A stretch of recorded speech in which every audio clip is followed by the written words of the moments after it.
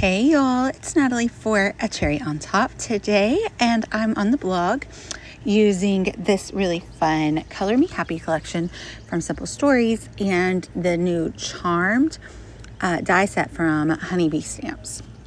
And it's like a little chain and charms that is supposed to go on like a little, like a pocketbook or something. And I'm going to use it just to embellish this fun page of a few photos that I took of my sons and my nephew.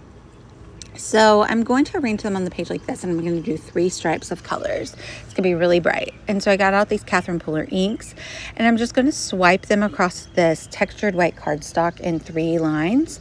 I don't really know why I turned my cardstock. It's the same white square no matter the direction, but that's okay. Hopefully the background noise isn't too loud. I decided to do my voiceover outside where the birds are singing, and hopefully that's not distracting and it's a good sound. That is melon ice. I think the blue is blue raspberry, and then I will do orange twist at the bottom. And then I'm going to stamp in a slightly darker color for the title, and do kind of like a color blocking with just the stamping of the title. But before I do that, here I am inking up the edges of some of the die cut pieces. So I die cut the Charmed set out of just some really bright colored cardstock that matches the Color Me Happy collection. So I inked up the edge to give it like some dimension. And then I'll also use some foam tape to build these pieces. I backed each of the photos in some black card, and I'm going to use black as the chains. So that will kind of like help with the cohesion of the page. So you can see I have, oh no, there's the background noise of some thunder apparently. You can see that I have these sign painter stamps from Tim Holtz, and I'm going in with Lime Ricky on top of the melon ice, and I'm stamping the word limited.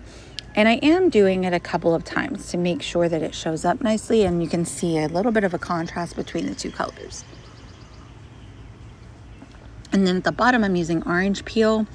And I know it on the cover of the stamp ink, it doesn't really look darker, but it is darker. Or my color is a little messed up. I'm not entirely sure. I do need to re-ink that. But I just did the same thing, and it did give me a darker color. And I used the same stamps and put the word edition down at the bottom. So the title is limited edition. And like I said, I double stamped them a few times. And now I'm going in with some black splatter. Again, help make those pops of black be really cohesive throughout the entire page, repeating the element multiple times. I then got some pattern paper from the 6x8 Color Me Happy collection paper pad, and I'm just going to use one kind of with the matching background color of each stripe, and give it a little bit slightly larger mat to my photos beyond the black cardstock. So that is what you see me doing there, and I'm just using my little what do you call that? Palette tool. Everybody always asks me about that. If it's still in the store, I'll link it down below. Everybody always asks me about that tool. I do use it a lot. I use it really a lot for paper ripping, and I really enjoy it. So if it or something similar is still in the store, I'll link it down below. So I'm getting ready to start embellishing. So I'm putting together the bows. So there's 3 different types of bows or ribbons in the collection, along with the different charms, and a tassel as well. So I'm just kind of playing around with different things and how I want them grouped together. Like I said, I did use some foam tape. So that was how I was able to put that tassel around the knot of the bow. And there's a star, a circle, a heart, and a lock. So you'll see me just kind of building those. The tassel has a couple of smaller pieces like the knot. Ooh, excuse me.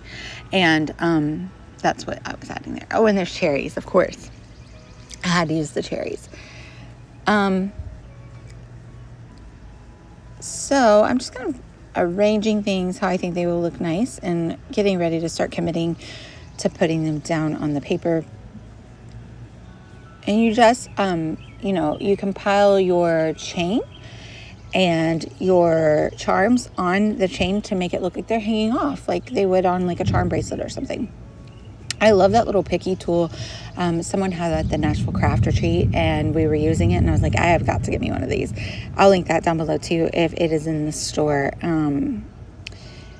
But it has, on one end, it's like the roller to get the bits of die cuts out of the steel dies, and the other end is a very pokey tool to help poke out the bits of dies or whatever, what have you. I use it for a lot of different reasons. It helped me pick things up when I was doing my layout and things like that. So I just, like I said, picked out different colors from the collection. It's a lot of brightness, and it has a lot of different, like I have a dark green or bright green and a lime green and things like that.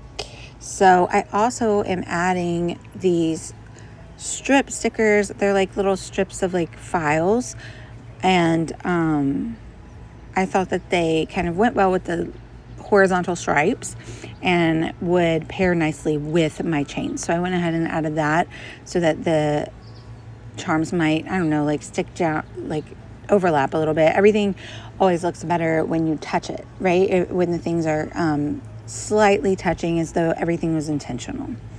So that was kind of what I was thinking here. And then I had to place the sticker where it wasn't going to cover the stamp title, and just considering things like that. So like I said, I'm over on the blog today. If you want to see the detail shots and some of the discussion over there, and I'm going to link down below with the products that are still in the store. The charm set is still in the store. It is so cute. I think that it's really fun to use in maybe less feminine ways, aka not on a bag. Like that was the intention, and I think it has a companion bag, but I think it could have so many options, just as like a little embellishment hanging off the edge of a photo or something like that. And like I said, obviously I've used it here with these photos of boys. Very versatile. You can make it dark and moody, just depending on what colors you choose to die cut. It could go with whatever theme that you are looking to go with. I added another chain there on that cluster with the lock and the bow, and added an additional charm there, and I really like the way that that popped off.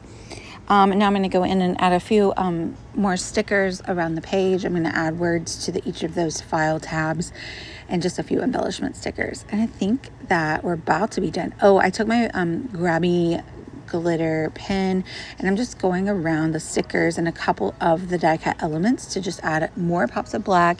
It's like the same concept as inking up your papers, right? So going around the stickers help them pop off the page really nicely, but I didn't have to like hold a sticky sticker and ink it up around the edges, things like that. And then I'm just drawing little doodles to help embellish. There were already kind of like little detail lines on those ribbons as well.